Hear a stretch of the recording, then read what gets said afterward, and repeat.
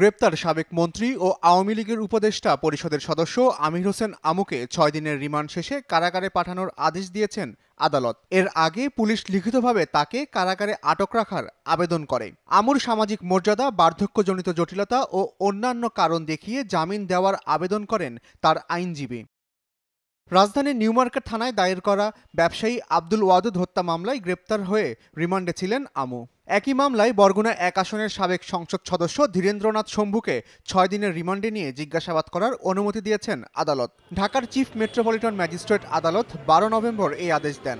Dhirendranath শম্ভুকে ১১ November রাজধানীর উত্তরা এলাকা থেকে গ্রেপ্তারের কথা জানিয়েছে পুলিশ ও আদালত সংশ্লিষ্ট সূত্রগুলো বলছে, সকাল ৭:৩০টার পর ধীরেন্দ্রনাথ শম্ভুকে আদালতে হাজির করা হয়। ওয়াদুদ হত্যা মামলায় তাকে ১০ দিনের রিমান্ডে নেওয়ার আবেদন করে ঢাকা মহানগর পুলিশের গোয়েন্দা শাখা ডিবি।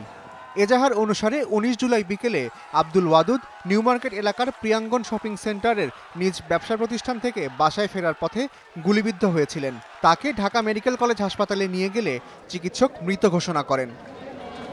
এই ঘটনায় ওয়াদুদের আত্মীয় আব্দুর রহমান বাদী হয়ে ২১ আগস্ট নিউমার্কেট থানায় মামলা করেন। মামলার আসামিদের মধ্যে সাবেক প্রধানমন্ত্রী শেখ হাসিনা, সাবেক সেতুমন্ত্রী ওবায়দুল কাদেরও আছেন।